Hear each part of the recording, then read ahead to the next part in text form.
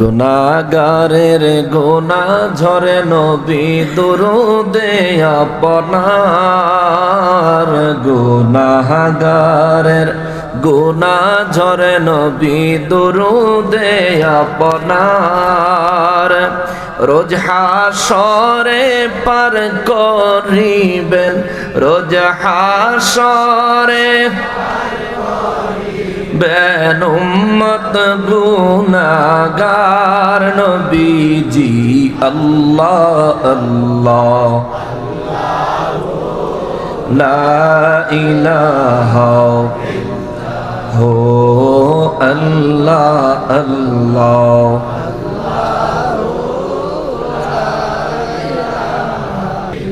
মৌতের তুফান আসবে যখন নবী গো আমার,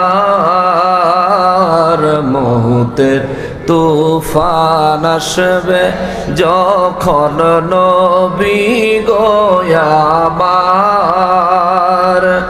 দয়া করে দেখাইয়েন, দয়া করে ইয়েন চেহারায়ে আনোয়ার নবীজি আল্লাহ আল্লাহ লা ইলাহা হো আল্লাহ আল্লাহ।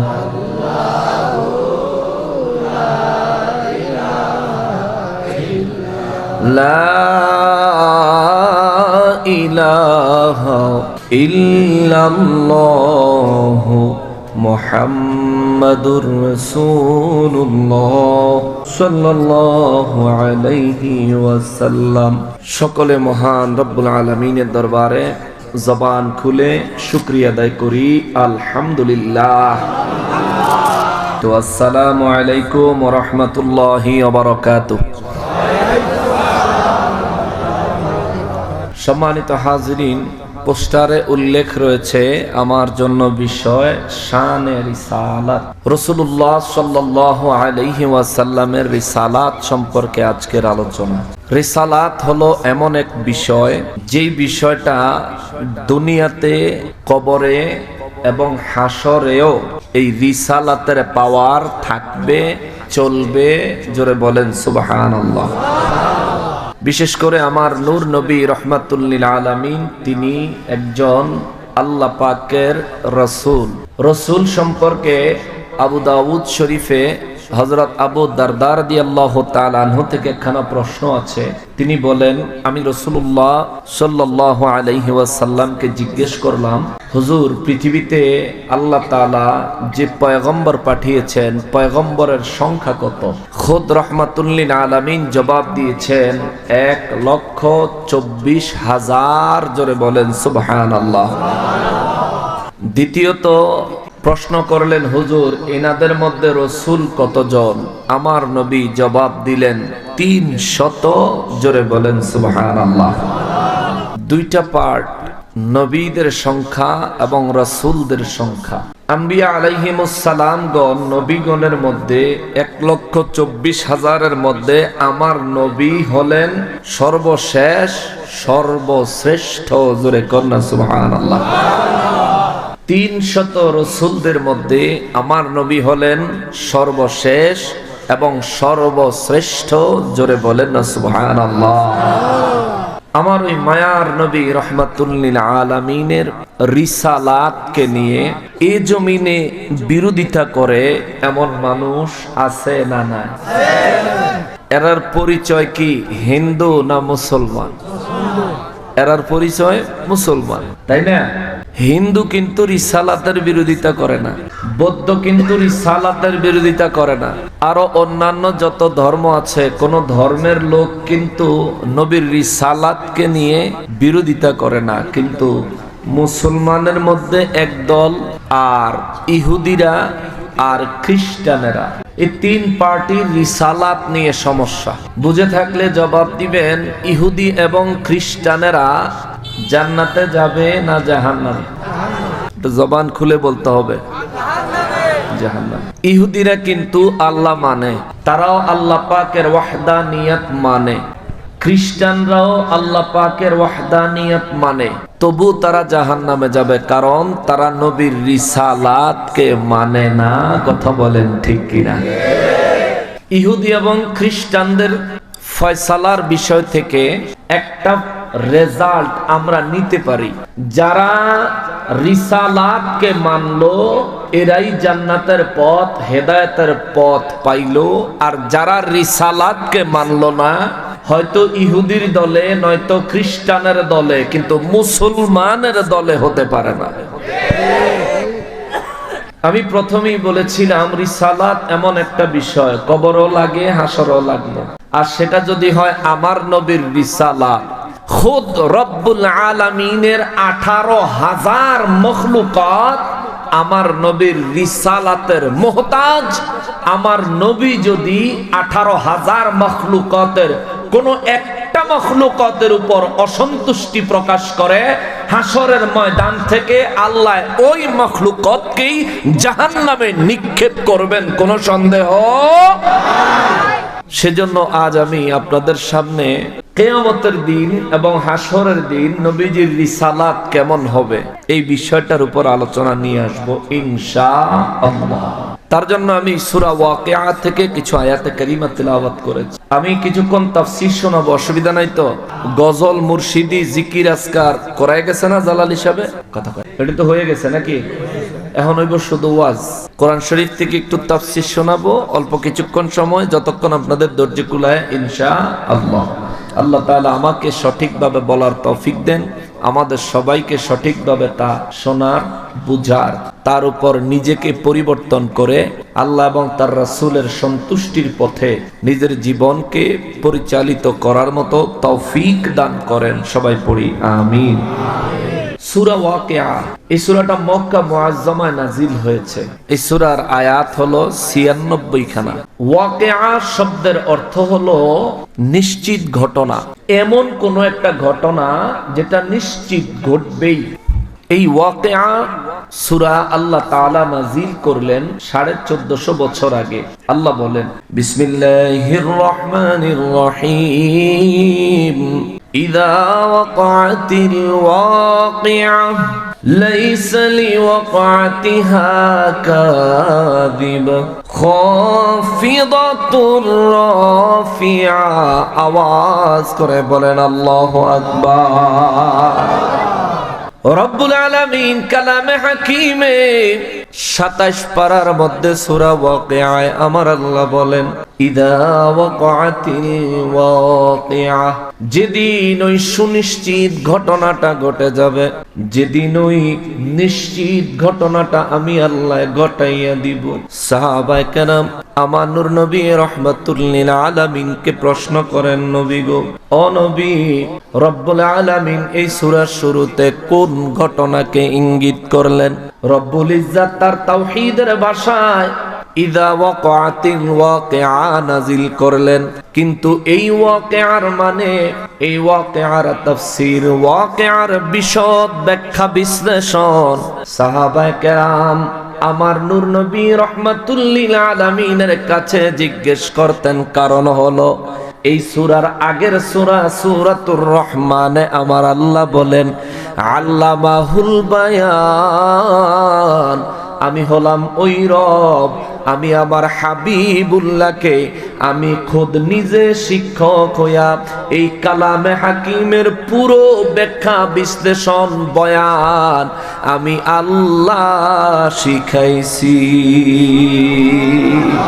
জোরে বলেন সুবহানাল্লাহ। আমার নবী রাহমাতুল লিল আলামিন কি কুরআনুল কারীমের ব্যাখ্যা বিশ্লেষণ বয়ান শিখাইলেন কে? আফসোসের বিষয়, এদেশে এমন আলেম আছে যারা বলেছে আমার নবী নাকি মূর্খ।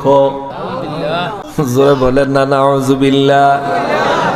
অথচ আল্লাহ কয় আল্লামাহুল বায়ান, এই পুরো কোরআন শরীফের ব্যাখ্যা বিশ্লেষণ যদি আমাকে বলেন হুজুর আপনি জানেন কিনা, আমি বলবো পুরাপুরি জানি না। আরেকজন আলেমরে যদি জিজ্ঞেস করেন হুজুর পুরা কোরআন শরীফের তাফসীর আপনি জানেন কিনা, তিনিও বলবে না না আমিও জানি না।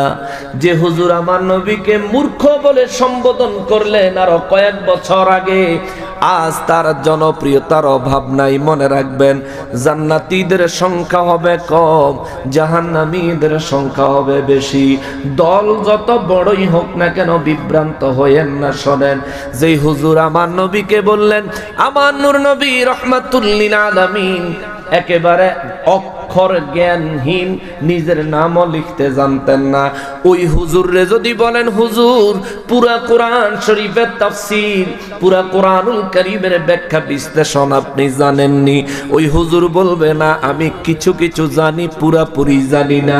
আরে কিছু কিছু জানি না তুমি হয়ে গেলা ডিগ্রিধারী ডক্টর মুফতি শিক্ষিত, আর যে নবীর স্বয়ং আল্লাহ নিজে পুরা কোরআনের তাফসীর শিখাইলেন, ওই নবীর নিরক্ষর বলে নিজেকেই নিরক্ষর প্রমাণ দিয়েছো। ঠিক কিনা বলো?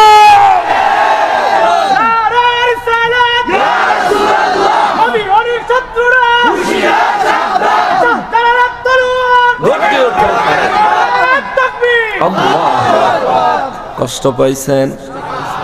আল্লাহ কোরআনে যা বলেছে তা বললাম। রব্বুল ইজ্জাত কয়, যে হুজুর বলল নবী অক্ষর জ্ঞানহীন, ওই হুজুর কিন্তু হাফেজে কোরআন না, তিনি কিন্তু হাফেজ সাহেব না। এমনে মুরব্বী, এমনে বিশাল হুজুর, বিশাল জনপ্রিয়তা অর্জন করছে, কিন্তু আমার নবীর হাফেজে কোরআন হওয়ার সাক্ষী সার্টিফিকেট আমার আল্লাহ এই ওয়াকিয়া সূরার আগের সূরা সূরা রহমানে আল্লাহ বলেন আল্লামাল কুরআন, আমি হলাম ওই রব, আমি আমার হাবিবকে স্বয়ং নিজে কোরআনুল কারীম শিখাইছি। আর জোরে কন্যা সুবহানাল্লাহ। আরে দুনিয়ার সমস্ত হাফেজদেরকে এক পাল্লায় দিলে রহমাতুল লিল আলামিনের নাম মুবারক আর এক পাল্লায় দিলেও জগতের সমস্ত হাফেজের চাইতে নূর নবীর দাম বেশি হয়ে যাবে। ঠিক কিনা বলো? এই বিশ্বাস রাখতে হবে মুসলমান। যদি পৃথিবীতে নবীর নাম মোবারকের ওজন নেওয়ার মতো কোনো পাল্লা থাকতো, মিজান থাকতো, আমার নবীর নাম মোবারক এক পাল্লায় দিয়া রব্বুল ইজ্জাতের তামাম সৃষ্টি জগৎ আর এক পাল্লায় দিলেও আমার নবীর নাম মোবারকের ওজন বেশি হয়ে যাবে। কারণ খুদার জান্নাতের দেয়াল আমার নবীর নাম মোবারক এক ইটে, আর এক ইটে আল্লাহর নাম। নবীর নাম আর আল্লাহর নাম একজন আর একজনের সাথে জুড়ে আছে। জান্নাতের ইট থেকে নবীর নাম সরাইলে জান্নাতের দেয়াল থাকবে না, পার্টিশন থাকবে না, সীমানা থাকবে না, এক কথায় জান্নাতের গঠন থাকবে না। জান্নাত গঠন হয়েছে ওই নবীর নামে, যে নবীকে আল্লাহ বলেন পুরা কোরআনুল কারীম আমি আল্লাহ আমার হাবিবরে শিখাইছে, শুধুমাত্র হাফেজ বানাইছি তা না। আল্লাহ কয় আমি আমার হাবিবকে আল্লামাহুল বায়ান, আমি এই কোরআন শরীফের পুরা ব্যাখ্যা বিশ্লেষণ আমার হাবিবকে শিক্ষা দিয়েছি। একটু আওয়াজ দিয়ে বলা যাবে কি আল্লাহু আকবার? সাহাবায়ে কেরামের অন্তরে এই আকীদা পরিপূর্ণ ছিল। রব্বুল ইজ্জাত যে কথা রবের ভাষায় বলেছেন, এই কথা আমরা নিজে নিজে বুঝার ক্ষমতা নাই। যিনি বুঝাইয়া দিতে পারেন তিনি হাবিবুল্লাহ রহমাতুল লিল আলামিন। কথা বলেন ঠিক কিনা? বুঝলে অনেক বড় ব্যাপার, গোড়ামি করলে কিছুই না। জনপ্রিয়তা হোক লক্ষ কোটি, আবু জাহেলের জনপ্রিয়তা কম ছিল না, ঠিক কিনা বলেন? তাই বলে আবু জাহেল রে কি জান্নাতি ধরা যাবে? আবু জাহেলের দলে অবস্থান নেওয়া যাবে না, না, না। এই জন্য সাহাবায়ে কেরাম বলেন নবী গো, রব্বুল ইজ্জত তার কুদরতের ভাষায়, ওয়াহদানিয়তের ভাষায় বললেন, ইদা ওয়াকাতিল ওয়াকিয়া, আল্লাহু আকবার। ইয়া রাসূলুল্লাহ সাল্লাল্লাহু আলাইহি ওয়াসাল্লাম, রব্বুল আলামিন বললেন, নিশ্চিত ওই ঘটনাটা যখন ঘটে যাবে। হুজুর, ওই ঘটনাটা কোন ঘটনা? আমার নবী বলেন, এটা আমার আল্লাহ কিয়ামতের কথা বলতেছেন। সুবহানাল্লাহ। যেদিন কিয়ামত ঘটে যাবে, যেদিন কিয়ামত হয়ে যাবে, এরে মুসলমান রে, এ ভরপুরের মানুষ, কিয়ামত হবে এই কথার উপর বিশ্বাস আসেনি? আসলে আসেনি? আপনি বিশ্বাস করলো কিয়ামত হবে, বিশ্বাস না করলো কিয়ামত হবে। তবে মনে মনে ভাববেন, হুজুর যদি বিশ্বাস না করি কি হবে? শুনেন তাইলে, আল্লাহ পরের আয়াতে বলেন, নবী গো বিশ্ববাসীরে জানাইয়া দেন, যেদিন আমি আল্লাহ কিয়ামত সংগঠিত করব, লাইসা লিওয়াকাতিহা কাযিবা। আল্লাহু আকবার। রব্বুল আলামিন বলেন, যেদিন আমি আল্লাহ কিয়ামত সংগঠিত করব, ওই দিন পৃথিবীতে কিয়ামতকে অস্বীকার করার আর কেউ থাকবে না। চোখের সামনে ঘটতেছে, চোখের সামনে কিয়ামত হইতেছে। ওই দিন আল্লাহ কয়, কেউ আর মিথ্যা কিয়ামতকে মিথ্যা প্রতিপন্ন করতে পারবে না, কিয়ামতকে অস্বীকার করতে পারবে না। আল্লাহ পাকের দরবারে লাখো কোটি শুকর আদায় করছি, আলহামদুলিল্লাহ। কারণ আল্লাহ আমাদেরকে ঈমানওয়ালা বানাইছেন, আল্লাহ আমাদেরকে মানুষ বানাইছেন, আল্লাহ আমাদেরকে রহমাতুল লিল আলামিনের উম্মত বানাইছেন। আজকের এই দিনে, এই সময় আমাদের হায়াত থেকে আল্লাহর ভয়ে, নবীর প্রেমে কিছু সময় আখিরাতের জন্য ব্যয় করার সুযোগ পেয়েছি। কিয়ামতকে আমরা 100% বিশ্বাস করি। তার জন্য আওয়াজ দিয়ে বলি আলহামদুলিল্লাহ। রব্বুল ইজ্জত বলেন, সেদিন কাফেরেরা, সেদিন মুনাফিকেরা, লাইসা লিওয়াকাতিহা কাযিবা। জোরে বলেন আল্লাহু আকবার। রব্বুল ইজ্জত বলেন, ওই কিয়ামত হবে এই বিষয়ে আর একজন অস্বীকারী থাকবে না। রব্বুল ইজ্জত বলেন, আর একজন কিয়ামতকে অস্বীকার করনেওয়ালা পাওয়া যাবে না। এরপরে আমার আল্লাহ বলেন, খাফিদাতুন, সেই দিন কিছু মানুষ তার মর্যাদায় নিচের দিকে যাবে, তার মর্যাদা নিচু হয়ে যাবে। কিছু মানুষের মাথা নিচু হয়ে যাবে, কিছু মানুষ নিচের দিকে চলে যাবে। রাফিয়া, আর আমি রব্বুল ইজ্জতের দয়ায় কিছু মানুষের মান মর্যাদা, সম্মান, মাথা সম্মানে উঁচু হয়ে যাবে। চিৎকার দিয়া বলেন আল্লাহু আকবার। দুই পার্টির কথা আমার আল্লাহ বললেন, দুই পার্টির কথা বললেন। প্রথম পার্টি যাদের মাথা হেট হয়ে যাবে, প্রথম পার্টি যাদের মাথা নিচু হয়ে যাবে, সম্মানের দিক থেকে হাসরের ময়দানে লাঞ্ছনার মুখোমুখি হইতে হইতে দুনিয়ার অনেক ধন সম্পদওয়ালা বাহাদুর ব্যক্তিও চরম লাঞ্ছনায় নিমজ্জিত হয়ে যাবে, জাহান্নামে নিক্ষিপ্ত হয়ে যাবে। আমার নূর নবী রাহমাতুল লিল আলামিনকে সাহাবায়ে কেরাম বলেন, নবী গো, রব্বুল আলামিন বললেন খাফিদাতুন, সেদিন কিছু মানুষ আছে তাদের মান মর্যাদা নিচু হয়ে যাবে, কিছু মানুষ আছে সেদিন বরবাদ হয়ে যাবে। ইয়া রাসূলুল্লাহ, এই মানুষগুলো কারা গো নবী? হুজুর, এই মানুষগুলো কারা? আমার নবী বলেন, সাহাবীরা রে, ও সাহাবীরা যারা দুনিয়ায় জিন্দেগি যাপন করে কিন্তু আখিরাতকে চিন্তা করে না, দুনিয়ার ক্ষণিকের জীবনটা যারা আখিরাতের চিন্তা বাদ দিয়া যারা অন্যায় অপরাধ গুনাহের উপরে রব্বুল ইজ্জতের সন্তুষ্টি ছাড়া অসন্তুষ্টির উপর যারা জীবন যাপন করতেছে, এই মানুষগুলোর মধ্যে কিছু মানুষ হাসরের ময়দানে বড় মুসিবতগ্রস্ত হয়ে যাবে। নবী বলেন, সাহাবীরা রে, এই জন্য দুনিয়ায় আমি তোমাদেরকে বলছি, তোমরা আমার উম্মতদের কাছে পৌঁছাইয়া দিও, মানুষ যেন প্রতিদিন ঘুমাইতে বিছানায় যাওয়ার আগে সে যেন মরণের কথা স্মরণ করে।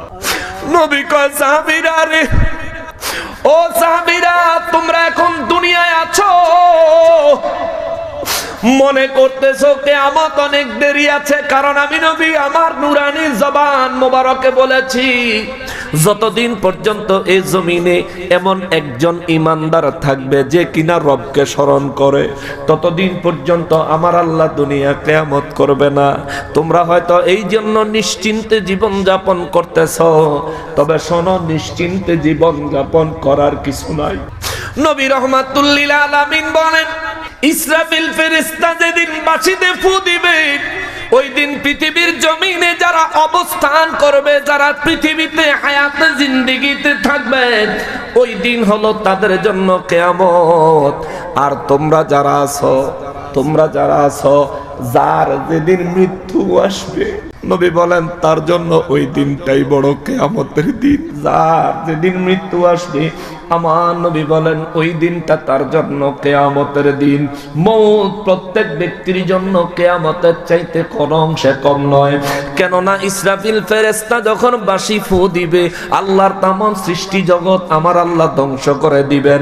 আর মৌত আজরাইল যখন হাজির হয়, আমার কাছে যেদিন আজরাইল হাজির হয়ে যাবে, আমার বিবি আমার থেকে পর হয়ে যাবে, আমার সন্তানগুলো আমার থেকে পর হয়ে যাবে, আমার সম্পদগুলোর মালিকানা চলে যাবে। গতকাল মাহফিল করলাম মৌলভী বাজারে, মাহফিলের স্টেজে উঠলাম, পরে খবর পাইলাম একজন ব্যক্তি দুনিয়া থেকে বিদায় নিয়েছেন। গতকাল বলছিলাম মানুষগুলারে, ওই মানুষটার বাড়ি যায় দেখে, এই যে এত শীত, এত সুন্দর করে চতুর্দিকে ব্যবস্থা করেছে, নিজ পর্যাপ্ত পরিমাণ শীতের কাপড় পরে তারপর মাহফিলে এসেছেন, কিন্তু দেখেন ওই মানুষটা যে মারা গেছে, খালি একটা বিছানা বিছায়, মোটা কাপড় নাই, কোন রকম ইজ্জত টাকার জন্য গায়ে কিছু কাপড় রাখা তারে ফ্লোরে শোয়া দিছে। ওই ব্যক্তিটারা যায় দেখেন, তার গায়ের মধ্যে পাতলা একটা চাদর দিয়া নাক মুখ পর্যন্ত ঢাইকা দিছে। ঘরের মধ্যে বিল্ডিং ঘর, টাইলসের মধ্যে আপনি চলতে পারেন না, স্যান্ডেল পরে ঘুরেন। অথচ ওই মানুষটা যে মারা গেছে, ওই টাইলসের উপরে হোক, মাটির জমিনের উপরে হোক, পাতলা একটা বিছানা বিছাইয়া তার উপরে শোয়াইয়া গায়ের উপরে একটা চাদর লাগাই দিছে। যায়া দেখেন, এই জন্য নবী বলেন মৌত হলো কিয়ামতের সমতুল্য। কেন না, মানুষ মৃত্যুবরণ করলে বিবি পর হয়ে যায়, মানুষ মৃত্যুবরণ করলে সন্তান পর হয়ে যায়, মানুষ মৃত্যুবরণ করলে সমস্ত সম্পত্তির মালিকানা চলে যায়। এই জন্য বাবারে অলিউল্লাহ আশিকি হুজুর অত্যন্ত সুন্দর করে একটা গজল লিখছেন, ওরে বিবি সন্তান বন্ধু বান্ধব আছে যাহারা, জন্মের মতো বিদায় করে দিব তাহারা। আমার যুবক ভাইয়েরা রে, মৌত বয়স হিসাব করে আসে না, কে যুবক কে বৃদ্ধ এটা দেখে মৌত আসে না রে আমার ভাই। কত যুবক প্রতিদিন মৃত্যুবরণ করতেছে, তাদেরও তোমার মতো অনেক আশা ভরসা ছিল, জীবন অনেক কিছু করব। এরা মুসলমানেরা রে, মৌতের কথা স্মরণ করো। হাসরের ময়দানে আল্লাহর সামনে হিসাব দেওয়া লাগবে, এই কথাটা অন্তরে পরিপূর্ণভাবে সেট করে নাও, নয়তোবা দুনিয়া তোমাকে পাপ করতে ভুলাইয়া দিবে, দুনিয়া তোমাকে পাপের মধ্যে নিমজ্জিত করে দিবে, নেক আমল করতে ভুলাইয়া দিবে, নতুবা ইবলিস শয়তান তোমারে ওয়াসওয়াসা দিয়া হারাম পথে নিয়ে যাবে। এ মুসলমান, নিজের মৌতের কথা স্মরণ করো, কেননা তোমার মৌত হবে এমন বিবি সন্তান বন্ধু বান্ধব আছে যাহারা, জনমের মতো বিদায় করে দিব তাহারা। সেই দিনে বুঝবা নবী ছাড়া আপন কেহ নাই, ওরে সেই দিনে বুঝবা নবী ছাড়া আপন কেহ নাই। ডাইনে বামে মাটি আমার মাটির বিছানা, ডাইনে বামে মাটি আমার মাটির বিছানা।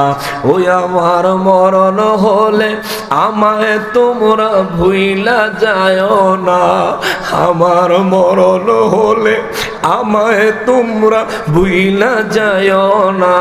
ডাইনে বামে মাটি আমার মাটির বিছানা, ডাইনে বামে মাটি আমার। ওই মাটির ঘরে প্রত্যেকটা ব্যক্তিকে যাওয়া লাগবে রে বাবা। এ মুসলমান রে, গজলের আকারে শুনতে কত মজা লাগে রে বাবা, কিন্তু কথাগুলো বাস্তব। এই ঘটনা আমার সাথে হবে, এই ঘটনা মৌলানা সাহেব সভাপতির সাথে হবে, এই ঘটনা সহসভাপতির সাথে হবে, এখানকার প্রত্যেকটা মানুষের সাথে হবে রে বাবা। যদি যাওয়ার দিনটা যদি ইমানের উপরে না হয়, তোমার মরণ মানে তোমার বিপদ শুরু হইল। এই বিপদ থেকে বাঁচতে পারবা না, রক্ষা করার কেউ নাই, নবী রক্ষা করবে না। যদি ঈমান নিয়ে মৃত্যু পর্যন্ত পৌঁছাইতে না পারো, ঈমান সহ মওত পর্যন্ত পৌঁছানো লাগবে, নইলে বাবা বাঁচতে পারবা না। মৃত্যুর সাথে সাথে আযাব আরম্ভ হয়ে যাবে, আযাব।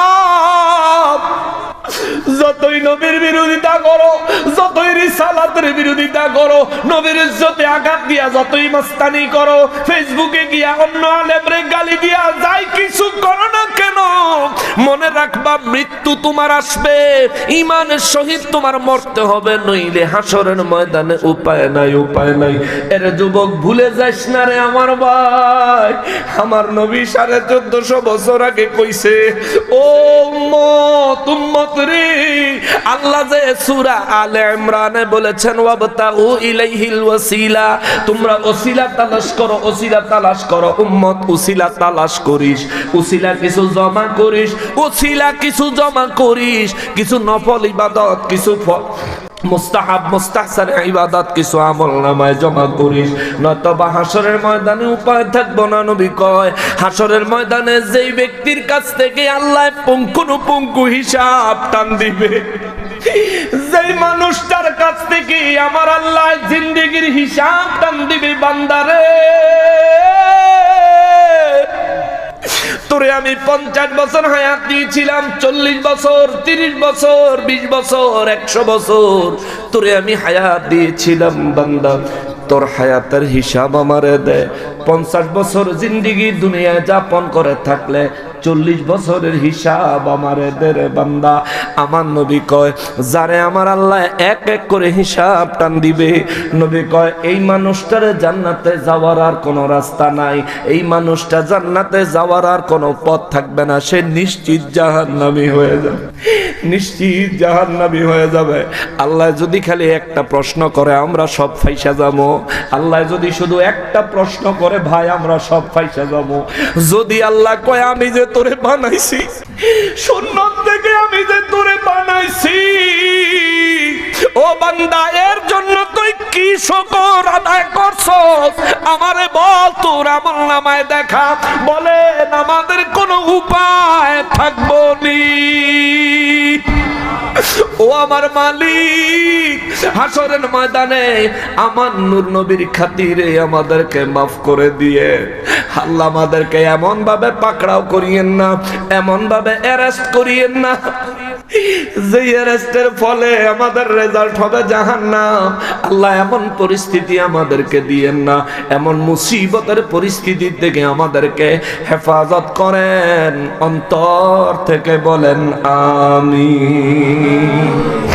আমার যুবক ভাইয়েরা রে, আমার নূর নবী রাহমাতুল লিল আলামিনের সাহাবীরা কয় নবী গো, হাসরের ময়দানে কিয়ামতের দিন যেদিন বিচার কাজ আরম্ভ হবে, ওই দিন কিছু মানুষ হবে এমন যাদের মাথা অবনত হয়ে যাবে, কিছু মানুষ হবে এমন যাদের সম্মান মান ইজ্জত তো থাকতেই না, বরং লাঞ্ছনা অপমান অপদস্থতার মধ্য দিয়ে হাসর পার করবে। ইয়া রাসূলুল্লাহ, এরা কারা? আমার নবী বলেন এরা হলো দুই শ্রেণীর লোক, এরা হলো দুই শ্রেণীর লোক। আমার নবী বলেন 1 নাম্বার শ্রেণী এরা হলো কাফির, 2 নাম্বার শ্রেণী নবী বলেন এরা হলো মুনাফিক। এ মুসলমান, কাফিরেরা সেদিন লজ্জায় জর্জরিত হবে, লাঞ্ছনার মুখোমুখি হবে। নবী বলেন সেই দিন মুনাফিকেরাও মুসিবতগ্রস্ত হবে।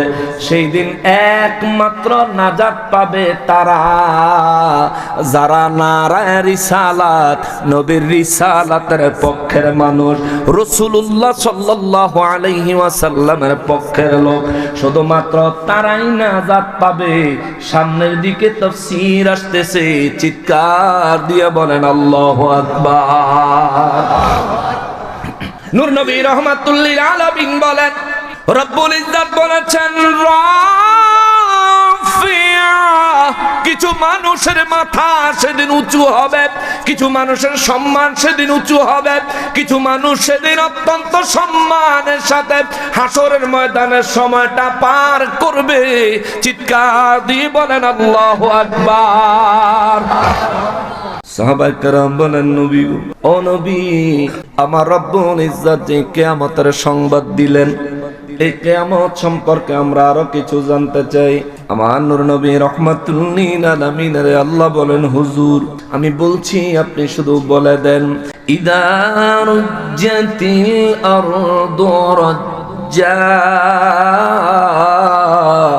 আল্লাহ কয়, ইদা যখন রুজ্জাতিল আরদু, জমিনটা কেঁপে উঠবে, যেদিন জমিনটা কেঁপে উঠবে গো নবী, রাজ্জা এমন ভাবে কাঁপবে যার উপরে আর কোনো কাঁপা নাই, কাঁপতে থাকবে কাঁপতে থাকবে। আল্লাহু আকবার।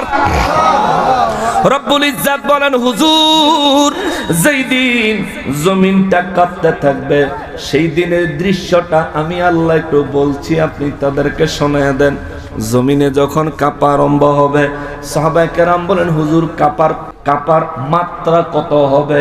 আমার নবী রাহমাতুল লিল আলামিন সূরা জিলজালের আয়াতে কারিমা তিলাওয়াত করে শোনায় দিলেন। নবী বলেন, আল্লাহ বলেছেন, বিসমিল্লাহির রহমানির রহিম, ইদা জুলজিলাতিল আরদু জিলজালাহা। আওয়াজ করে বলেন আল্লাহু আকবার। রব্বুল আলামিন বলেন, হুজুর স্মরণ করেন ওই দিনের কথা, যেদিন আমি রব্বুল আলামিন ইদা জুলজিলাতিল আরদু জিলজালাহা, জমিনটারে কাঁপায়া দিব প্রবল ভাবে। আল্লাহু আকবার। সাহাবায়ে কেরাম বলেন, নবী গো জমিনটা কেমন কাঁপবে? আমার নবী বলেন, চালনি চিনেন? চালনি, মহিলারা যে অনেক সময় এই চালনি দেয় যাতে খুদটা নিচে পড়ে যায়। কিছু চালনি আছে, চালনিতে গুড়ি চালে, চালের গুঁড়া বা আটা ময়দা চালে, চালনি চিনেন তো? চালনি। নবী রাহমাতুল লিল আলামিন বলেন, চালনির মধ্যে আটা লইয়া যেমনি ভাবে চালনিতে নাড়াচাড়া করার সময় খেয়াল করে দেখেন আটাগুলোর অবস্থা বড় নাজুক হয়ে যায়। একবার এদিকে আবার এদিকে, একবার এদিকে আবার এদিকে নাড়ার চটে আটাগুলো নিজের অবস্থান ধরে রাখতে পারে না। নবী বলেন, আল্লাহ যেদিন দুনিয়াটা কম্পন দিবে রে, এই চালনির মধ্যে অল্প জিনিস যার কারণে চালনা দেখা যায়, আর আল্লাহর পুরা নবমণ্ডল ভূমণ্ডল এমন ভাবে কাঁপান দিবে রে, ওই কাঁপানের কারণে সমস্ত পাহাড়গুলো ধসে পড়বে, সমস্ত বিল্ডিং গুলো ধসে পড়বে। আল্লাহ বলেন, ওয়াবুসাতিল জিবালু বাসসা। রব্বুল ইজ্জত বলেন, পাহাড়গুলো ধসে পড়বে, পাহাড়গুলো সেদিনের কম্পনের কারণে প্রতিটা পাহাড় ধূলিকণায় রূপান্তর হবে, ধূলিকণা, ধুলাবালি। নবী বলেন, আল্লাহ রাব্বুল ইজ্জত ঘোষণা দিয়েছেন, ওই দিন ওয়াবুসাতিল জিবালু, সেদিন সমস্ত পাহাড়গুলোকে আল্লাহ ছিন্ন বিচ্ছিন্ন করে ফেলবেন। আল্লাহু আকবার। প্রতিটা পাহাড়কে আমার আল্লাহ ছিন্ন বিচ্ছিন্ন করে ফেলবেন। নবী বলেন, বাসসা, এমন ভাবে ছিন্ন বিচ্ছিন্ন করবেন, ছিন্ন বিচ্ছিন্ন করার মতো করবেন। হুজুর ছিন্ন বিচ্ছিন্ন কেমন? আমার নবী রাহমাতুল লিল আলামিন বলেন, পাহাড়গুলোকে আল্লাহ এমন ভাবে টুকরা টুকরা করবেন, এমন ভাবে ধূলিকণায় রূপান্তর করবেন, ইসরাফিল ফেরেশতার বাঁশির ফু যতক্ষণ চলবে, প্রতিটা পাহাড় জমিনের উপরে আসমানের নিচে বাতাসের সাথে ধুলাবালি হইয়া ঘুরতে থাকবে। জোরে বলেন আল্লাহু আকবার। সেই দিন যদি আমরা দুনিয়ায় থাকি, আমাদের অবস্থা ভালো না মন্দ? ভালো হবে না মন্দ হবে? অবস্থা আর অবস্থার জায়গায় থাকতো না। বলবেন হুজুর সেদিন আমাদের অবস্থা মন্দ হবে, আপনি এত নিশ্চিত হয়ে কি করে বললেন? ওরে আমার ভাই, এই ময়দানে যদি জিজ্ঞেস করি আজকের ফজরের নামাজ কয়জনে পড়ছেন, জোহর আসর মাগরিব এশার নামাজ কয়জনে পড়ছেন, এই জায়গার মধ্যে নামাজ না পড়ার লোক খুব বেশি পাওয়া যাবে। নামাজের প্রশ্নে আমরা সবচেয়ে বড় আসামি, অনেক বেশি পরিমাণে আসামি হয়ে যাব। ও মুসলমান মুসলমান মুসলমান রে, শুধু নামাজ নয়, গুনাহের কথা যদি বলেন, সারাদিন কি পরিমাণে মিথ্যা কথা বলেছি, সারাদিন কি পরিমাণে মানুষকে ঠকাইছি, সারাদিন কি পরিমাণে অযথা অনর্থক সময় নষ্ট করেছি, সারাদিন কি পরিমাণে অপচয় করেছি, এই সমস্ত হিসাব যদি আমি এখন টান দেই, আমি টান দেওয়া লাগতো না, আপনি নিজের হিসাবটা একটু নিজে টান দেন, নিজের চিন্তাটা একটু নিজে করেন। হায় হায়, আজকে সারা দিনে আমি কয়টা নেক আমল করেছি, আজকে সারা দিনে আল্লাহ সন্তুষ্ট হবেন, আল্লাহর হাবিব রাহমাতুল লিল আলামিন আমি উম্মত হিসাবে আমার উপর গৌরব করবেন, এমন কোন কাজ, কয়টা কাজ আমি করেছি? একটা হিসাব মিলান, নিজের হিসাব নিজে মিলান, নিজের হিসাব নিজে মিলান। কেননা আল্লাহ কোরআন শরীফে এটারও নির্দেশ দিয়েছেন। আল্লাহ বলেন, ইয়া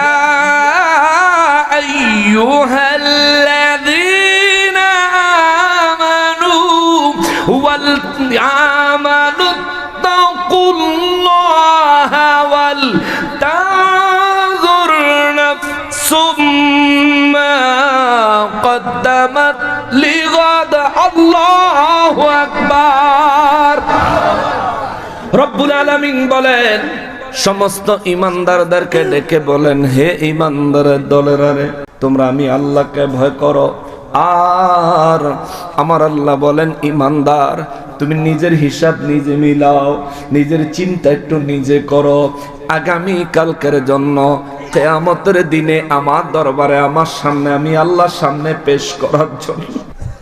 পরীক্ষার হলে ছাত্ররা পরীক্ষা দিতে যায়, ম্যাজিস্ট্রেট পরীক্ষার হলে আইসা গার্ড দেয়, পরীক্ষার হলে ঢুকার আগে কেন্দ্র নিয়ন্ত্রক যারা আছে তারা প্রবেশপত্র চেক করে, প্রবেশপত্র আছে তো ঢুকতে দেয়, প্রবেশপত্র নাই তো ঢুকতে দেয় না, প্রবেশপত্র দেখাইলেই ঢুকা যায়, প্রবেশপত্র দেখাইতে না পারলে ঢুকা যায় না।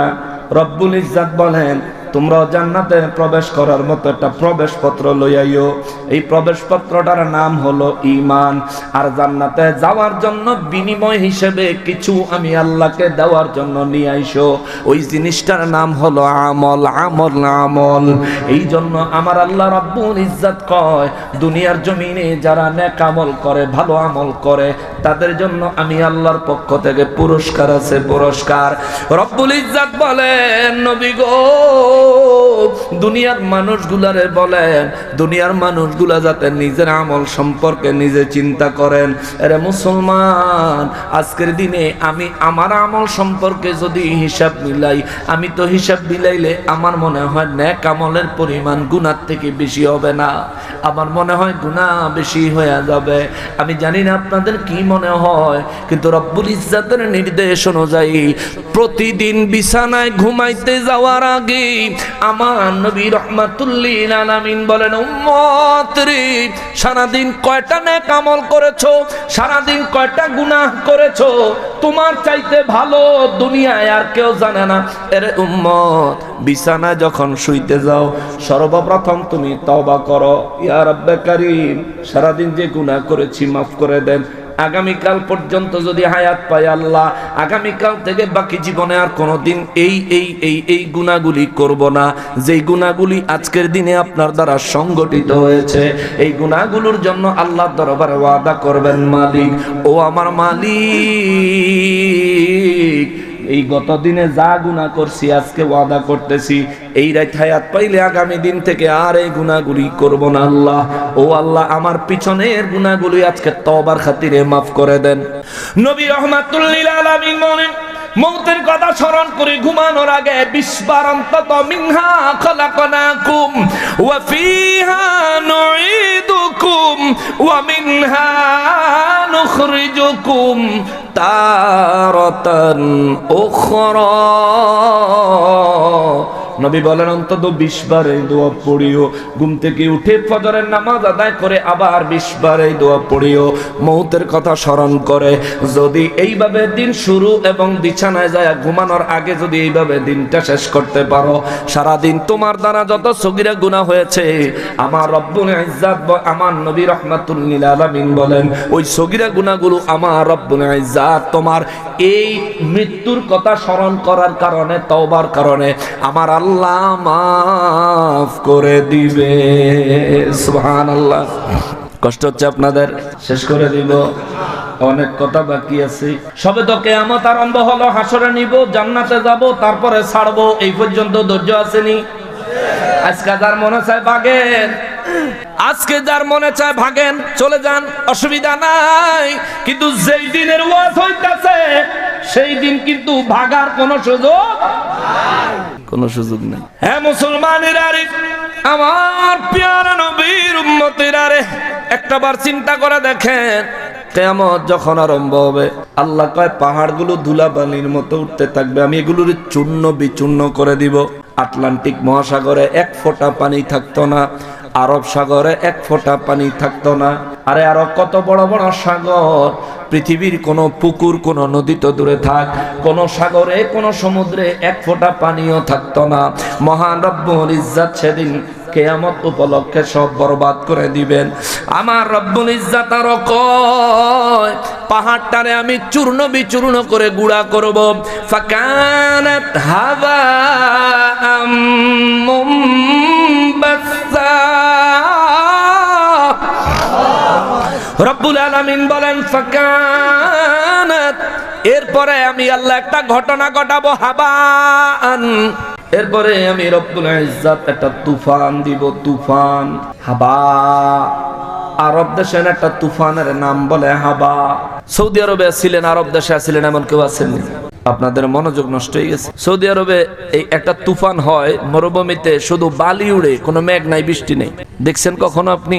আচ্ছা, আমার আব্বাই 22 বছর কুয়েতে ছিলেন। আমার আব্বাই 22 বছর কুয়েতে ছিলেন। তো আমার আব্বা আমার ছোটবেলায় গল্প শোনাইতো, বাবা থাকি যে অনেক কষ্ট করে থাকি। মরুভূমির মধ্যে যখন এই ধুলিবালির বাতাসটা আরম্ভ হয়, আব্বা কয় দরস না ভাত খাইতে বসছি, খানা খাইতে বসছি, এই সময় এই ঝড়টা আরম্ভ হয়েছে। এই ঝড় থেকে বাঁচার জন্য এই সময় মোটা একটা কম্বল বা মোটা কাপড় খালি গায়ের উপরে দিয়া এটার ভিতরে ঢুকে যাওয়ার লাগে। এই ঝড়টা এমন পরিমাণে হয়, আমার আব্বাজান বলেন যে এই ঝড় যখন শেষ হয় তখন এইটার ভিতরের তেনে বাইরানের লেগে মনে হয় যেন আমার দাফন করে লাইছে। চতুর্দিকে এই পরিমাণে বালি ধুলি জমে। রব্বুল ইজ্জাত ওই ফাকানাত হাবা শব্দ 1450 বছর আগে আমার আল্লাহ বলেছেন, দুনিয়াটা যেদিন কিয়ামত হবে পাথর পাহাড়গুলোকে আমি আল্লাহ ধুলি কণায় রূপান্তর করব, ভেঙে চুরমার করে দিব। ফাকানাত হাবা, এরপরে আমি আল্লাহ এই ধুলি কণার একটা ঝড় আরম্ভ করব, ধুলিকণার একটা তুফান আরম্ভ করব। আল্লাহ কয় হাবা মুমবাসসা, এই তুফানটা আরম্ভ হবে অত্যন্ত বিক্ষিপ্তভাবে, অত্যন্ত বিক্ষিপ্তভাবে আরম্ভ হবে। এমন ভাবে আরম্ভ হবে, এই তুফান যখন আরম্ভ হবে এই জায়গায় দাঁড়ায় থাকার ক্ষমতা কারো থাকবে না, দুনিয়ায় বেঁচে থাকার ক্ষমতা কারো থাকবে না। কেননা তুফানের সাথে যদি বালি উড়ে পাথরের পাহাড় যখন টুকরা টুকরা হয়ে যাবে, তখন তো এটার সাথে ধুলাবালি আকারে যা উড়বে এগুলো ছোট ছোট পাথরের কণা। এগুলো যদি তুফানের আকারে প্রকম্পিত পৃথিবীতে যদি বইতে থাকে, নবী রাহমাতুল লিল আলামিন বলেন ওই দিন আর কোনো উপায় থাকবে না। ওই দিনটারে ভয় করো, ওই দিনটারে ভয় করো, ওই দিনটারে ভয় করো। এইভাবে আমার আল্লাহ কিয়ামত সংগঠিত করার পরে নবী রাহমাতুল লিল আলামিন বলেন আল্লাহ জমিনকে নির্দেশ দিবে, জমিন তোর গর্ভে তোর পেটের ভিতরে যা আছে সব বাহির করে দে। চিৎকার দিয়ে বলেন আল্লাহু আকবার। জমিনের পেট আছে, জমিনের গর্ভ আছে। বলবেন হুজুর জমিনের গর্ভে কি আছে? স্বর্ণের খনি। জমিনের গর্ভে কি আছে? রূপার খনি, হীরা জহরত মণি মুক্তার খনি। এমনকি এই জমিনের গর্ভের ভিতরে চিরন্তন সত্য হলো মানুষের লাশ আছে, মৃত মানুষ আছে। এই মানুষগুলি সব জমিনের গর্ভে। আমার নবী রাহমাতুল লিল আলামিন বলেন, মহান রব্বুল আলামিন জমিনকে নির্দেশ দিবেন। ওই যে সূরা জিলজালে আল্লাহ বলেন 2 নম্বর আয়াতে, ওয়া আখরাজাতিল আরদু আসকালাহা। আমার আল্লাহ জমিনকে নির্দেশ দিবেন, জমিন তোমার গর্ভে তোমার পেটের ভিতরে যা আছে বের করে দাও, বের করে দাও, বের করে দাও। সেদিন জমিনের পেটে আমি থাকলে আমাকেও বের করে দিবে, সেদিন জমিনের পেটে আপনি থাকলে আপনাকেও বের করে দিবে। সেদিন জমিনের পেটে যত হীরা জহরত মণি মুক্তা স্বর্ণ রূপা যা কিছু থাকবে, জমিন তার ভিতর থেকে সমস্ত খনিজ সম্পদ বের করে দিয়া জমিন তার পেটটাকে খালি করে দিবে। জমিনের নিচে আর কিছু থাকবে না। নবী বলেন, উম্মত রে, সেই দিন একটা বীজ জমিনে লাগাইলে জমিনটা ভেদ করে যেভাবে বীজটা বের হয়ে গাছ হয়ে বের হয়ে আসে, নবী রাহমাতুল লিল আলামিন বলেন সেদিন মানুষগুলো কবর থেকে উঠে আসবে এইভাবে। আল্লাহু আকবার। কাফের বেঈমানেরা মক্কা মুআজ্জামায় আমার নূর নবী রাহমাতুল লিল আলামিনের জবানে মানুষ পুনরায় জীবিত হবে, হাসরের ময়দানে হাজির হবে। এই বক্তব্য যখন আমার নবী দিলেন কোরআনের ভাষায়, কাফের বেঈমানেরা কয়, মুহাম্মদ তোমার মাথায় গন্ডগোল আছে। নাউজুবিল্লাহ কইল না?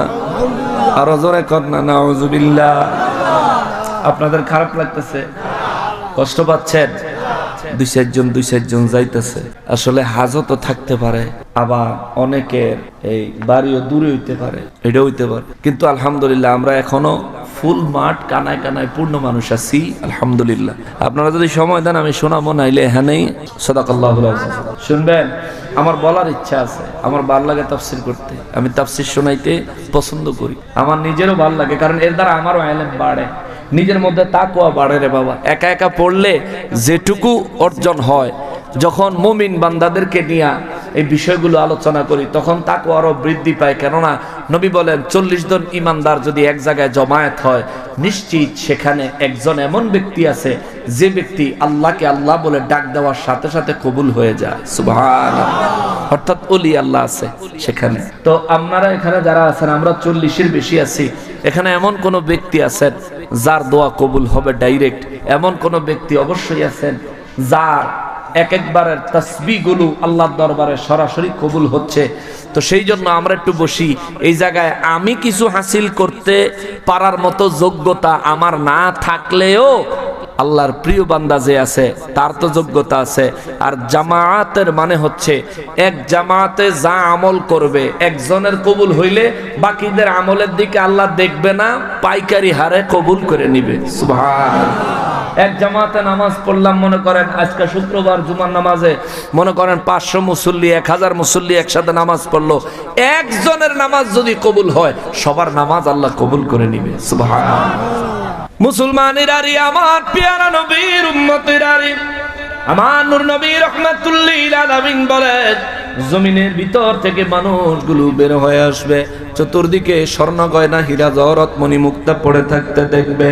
দুনিয়ায় যারা চোর ছিল, চোর যখন কবর থেকে উঠবে আর স্বর্ণ হীরা জহরত মণি মুক্তার দামি দামি সম্পদ পড়ে থাকতে দেখবে, চোর তখন আফসোস করবে, আক্ষেপ করবে, হায় হায় এই সম্পত্তির জন্য দুনিয়ায় অপরাধী হয়ে হাত কাটছিল। সৌদি আরবে করে কোরআনের আইন মোতাবেক, আমাদের দেশে যদি করতো তাহলে চোর কিছু কম, ঠিক না?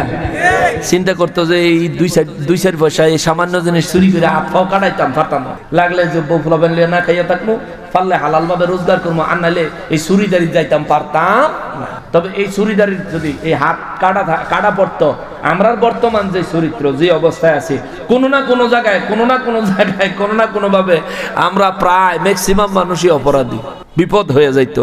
তবে বিপদ হইতো না, আল্লাহর আইন দুনিয়াটাকে সমাজটাকে সুন্দর শান্তিপূর্ণ করে দিত, ঠিক কিনা বলেন?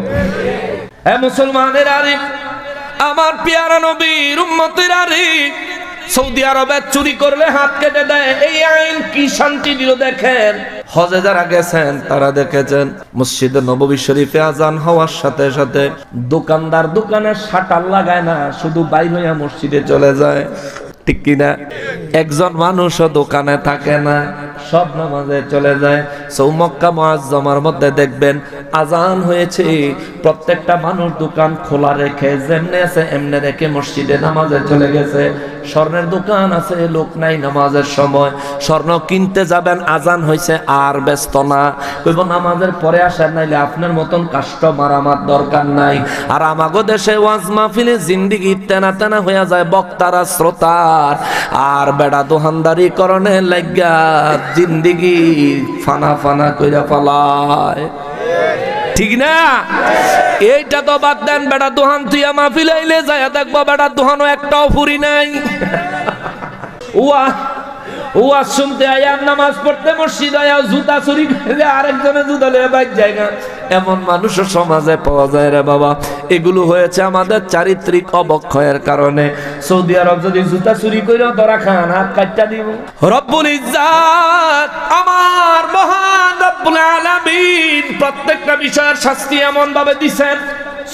চুরির অপরাধে হাত কাটলে চোর কমতো, জিনার অপরাধে বিবাহিত দম্পতি যদি জিনা করত, যে জিনা করছে সে যদি বিবাহিত হয়, পুরুষে যে নারী জিনা করলো, জিনা ওই নারী যদি বিবাহিতা হয়, ইসলামের বিধান হইল বুক পর্যন্ত মাটিতে গাড়ো, চতুর্দিক থেকে পাথর নিক্ষেপ করে হত্যা করো। এই সিস্টেম যদি আমাদের সমাজে রাষ্ট্রীয় আইনে বাস্তবায়ন থাকতো, এই দেশ পরকীয়ার মতো অভিশাপ থাকতো না, ঠিক কিনা বলে? এই অভিশাপ এখন এমন দাঁড়াইছে, পুরুষের ঘরে যায় কয় তোমারে ভাল লাগে না, ভাবিরে ভালো লাগে, ভাবি কত পরিবারই থাকে, আর বউ কয় তোমার কেমন ছাগল পাগলের মতন, তাও পাশের বাড়ির বাইরে দেহ কত ফিটফাট। হ্যাঁ, বেডিরও বাইরে ভাল লাগে আর বেড়ারও বাবিরে ভাল লাগে। এই নিজেদের দিকে তাকাও মিয়া। যদি জিনার শাস্তি প্রকৃত পক্ষে কোরআন সুন্নাহ মোতাবেক থাকতো, তাইলে এমন কথা তো দূরে থাক, এই বিষয় চিন্তা করার সাহস পাইতো না, ঠিক না? কিন্তু আমরা ইসলামের আইন বাস্তবায়ন করার ক্ষেত্রে আমাদের সমাজে অনেক ভদ্র লোক আছে, তারা বিরোধিতা করে বইব। আবার যারা ইসলামী আইন, ইসলামী শাসন, ইসলামী আইনের কথা কইয়া এখন রাজনৈতিক ময়দানে অবস্থান নেওয়ার চেষ্টা করতেছে, হ্যাঁ ভিতরে হুজুররা নবীরে কয় কাউবয়, ঠিক কিনা বলেন? আমার নবীরে কয় নবী বলে কাউবয়, হেতে করে নবীরে কয় কাউবয়। নবীজি নাকি আস্তাগফিরুল্লাহ আল আযীম, নবীজি নাকি রাখাল, নাউযুবিল্লাহ মিন যালিক। আল্লাহ হেদায়েত জোরে কোন, আরো জোরে কোন, আল্লাহ তাদেরকে হেদায়েত দেয়। হেগো পক্ষের যুবক কিংবা হেগো পক্ষের কোন লোক এখানে থাকতে পারে, কিন্তু ভাই বিশ্বাস করেন, আমি পরে নবী আগে, আপনার ওই হুজুর পরে নবী আগে। হাসরের ময়দানে আপনার হুজুরের ফিন্দনো কাপড়ও থাকতো না, ঠিক কিনা বলেন? হাসরের ময়দানে আপনার হুজুরের ফিন্দনো কাপড়ও থাকতো না। সেদিন পোশাকধারী হবেন রহমাতুল লিল আলামিন, শাফাআতকারী হবেন রহমাতুল লিল আলামিন, হাউজে কাউসার দানকারী হবেন রহমাতুল লিল আলামিন, মিজানে রক্ষা করনে ওয়ালা হবেন রহমাতুল লিল আলামিন, পুলসিরাত পার করে দেনে ওয়ালা হবেন রহমাতুল লিল আলামিন। কথা বলেন ঠিক কিনা? ওই নবীর পক্ষে তাইকে 220,000 হুজুর যদি আপনি জীবনে বাদ দিয়া দেন, কিচ্ছু হইতে যাইতো না আপনার। খালি নবী যদি কোন বেলে এই মুহূর্তে বাদ দিছি আর এই মুহূর্তে মরণ আইলে আপনার দুনিয়া শেষ, আখেরাত তো শেষ। মা বোনদেরকে আমার আল্লাহ মাসে কারো 3 দিন, কারো 5 দিন, কারো 7 দিন, কারো 10 দিনের জন্য নামাজ মাফ করে দিলেন। মা বোনদের শারীরিক একটা আল্লাহ সিস্টেম দিলেন। মা বোনদেরকে আল্লাহ হায়েজের বিধান দিলেন। হায়েজ হইলে নামাজ মাফ, রোজার মাসে হইলে রোজা ভাঙতে পারে, পরে রমজানের পরে 1 রোজার বিনিময় 1 রোজা আদায় করে দিলে আদায় হয়ে যায়। তার মানে নামাজে আল্লাহ পুরা ছাইরা দিছে, রোজা কাজা করার সুযোগ দিছে। হায়েজ হইলে নামাজ মাফ, রোজা কাজা করার সুযোগ সুবিধা আছে, কিন্তু ঈমান বাদ দেওয়ার কোন সুযোগ আছে? কোন মহিলা যদি, কোন মা যদি, কোন বোন যদি হায়েজ অবস্থায় নিজের ঈমান থেকে এক মুহূর্তের জন্য হালাক হয়ে যায়, ঈমান থেকে খারিজ হয়ে যায়, ওই মুহূর্তে যদি কোনো মায়ের মৃত্যু আসে তাইলে বেঈমান হয়ে মারা যাবে। আর বেঈমান হয়ে মারা গেলে এই মা কাফেরের কাতারে দাঁড়াতে হবে। এই কথাটা শুধু বুঝাইলাম বাবা, শুধু মহিলাদের জন্য নয়, আমরা পুরুষরাও ঈমানের ক্ষেত্রে সাবধান থাকতে হবে। এক মুহূর্তে ঈমান আসবে, এক মুহূর্তে ঈমান যাবে। নবীজি হাদিসে মোবারকে বলেন, কিয়ামতের পূর্বে এমন একটা মুহূর্ত আসবে, এমন একটা সময় এসে হাজির হবে, যে সময় মানুষ সকালবেলা ঈমান নিয়ে ঘর থেকে বের হবে, সন্ধ্যাবেলায় বেঈমান হইয়া ঘরে ফিরবে, আবার সন্ধ্যাবেলায় ঈমানদার হইয়া ঘরে ফিরবে। সকাল হইতে হইতে রাতের মধ্যে ঈমান হারায়া সকালে বেঈমান হইয়া ঘর থেকে বের হইয়া যাবে। আমার মনে হয় এমন সময় এখন আইসা গেছে। ঠিক কিনা বলো? আমার মনে হয় এমন সময় এখন আইসা গেছে। লক্ষ লক্ষ মানুষ জমায়েত হয়, কুফরি বক্তব্য হুজুরের শূন্য, হাসতে হাসতে বাড়ি যায়। সাবধান হইতে হইব। আপনার জীবনের সবচেয়ে বড় দৌলত হলো আপনার ঈমান। আপনার জীবনের সবচেয়ে বড় সম্পদ হলো আপনার ঈমান। এই দুনিয়ার সম্পদ মৃত্যুর পরে আপনাকে ছেড়ে দিবে, কিন্তু ঈমান আপনাকে ছাড়বে না। কবরে গিয়েছেন, দুনিয়ার সম্পদ নাই, বিবি নাই, সন্তান নাই, কিন্তু নবী আছে। সুবহানাল্লাহ। কবরে গিয়েছেন, বিবি নাই, সন্তান নাই, দুনিয়ার সম্পদ নাই, আপনার ঈমান আপনার সঙ্গে আছে। নবী বলেন, ঈমানের কারণে কবরে তিনটা প্রশ্ন করবে, তিনটা ঈমানের। এক, মার রব্বুকা, তোমার রবকে? রব হলেন আল্লাহ, এটা ঈমানের প্রশ্ন। দুই, কবরের মধ্যে জিজ্ঞেস করবে, আমা দিনুকা, তোমার দিন কি, তোমার ধর্ম কি? এটাও হলো ঈমানের প্রশ্ন, কোন ধর্মের উপর তুমি ঈমানদার ছিলা? দীনি আল ইসলাম। তিন নম্বরে জিজ্ঞেস করবে, মা কুনতা তাকুলু ফি হাক্কি হাযা রাজুলুল্লাযী বুইসা ফীকুম, এই যে ব্যক্তি তোমাদের মাঝে তাশরীফ এনেছিলেন, এই যে ব্যক্তি তোমাদের মাঝে তাশরীফ এনেছিলেন, মা কুনতা তাকুলু, তুমি তার সম্পর্কে কি ধারণা রাখতা, তুমি তার সম্পর্কে কি বলতা? সেদিন কবরের ভিতরে যায় কইেন, আমাগো হুজুরে কইছে কাউবয়, আমিও কইছি কাউবয়, এমন ফুটবলের মতন কিক দিব, নেটওয়ার্কের বাইরে জাহান্নামের তলদেশে নিয়া ফালাইব। ঠিক কিনা? মুসিবতের শেষ থাকতো না। আজকাল নকশবন্দিরে পছন্দ হয় না, কারণ আপনি কোন হুজুরে আরেক হুজুরের গীবত কয়। এ বেটা, যে হুজুর আমার রাসূলের ইজ্জতে আঘাত করে কথা বলে, আরে হুজুর তো দূরে থাক, আরে তো ঈমানদারও বলা যায় না, ও আবু বকরের দলের না, এটা আবু জাহেলের সঙ্গী। ঠিক কিনা বলো?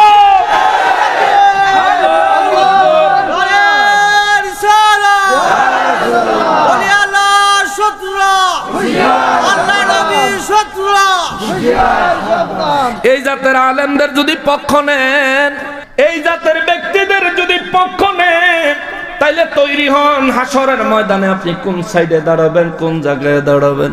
রব্বুল ইজ্জত বলেন, হাসরের ময়দানে আমি তিনটা জায়গা রাখছি। কয়টা? কথা কয়টা? কয়টা? কয়টা? কয়টা? কয়টা? আল্লাহ কয়, মানুষকে দাঁড়ানোর জন্য আমি আল্লাহ তিনটা জায়গা রাখছি। তিন জায়গার মধ্যে এক জায়গা হলো, রব্বুল ইজ্জত বলেন, ওয়া কুনতুম আজওয়াজা সালাসা, হাসরের ময়দানে মানুষকে আমি আল্লাহ তিন ভাগে বিভক্ত করব, মানুষকে তিন দিকে দাঁড় করাবো। এক নম্বরে রব্বুল আলামিন বলেন, ফাসহাবুল মাইমানা, আল্লাহু আকবার। আল্লাহ কয়, এক শ্রেণীর মানুষ, তারা হলো ডানপন্থী, ডান দিকে থাকবে, ডান দিকে থাকবে। এই ডান দিক আমার আপনার ডান দিক না, এই ডান দিক হলো আল্লাহর আরশে আজিমের ডান দিকে। জোরে বলেন আল্লাহু আকবার।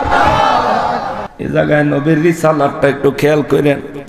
আল্লাহ যদি আমার ঈমানের সহিত মৃত্যু নসিব করেন, আল্লাহ যদি হাসরে আমাকে নেককার হিসেবে সাব্যস্ত করেন, আল্লাহ দয়া করে, তাইলে আমারে আল্লাহ জায়গা দিব আরশ আজিমের ডান পাশে না বাম পাশে?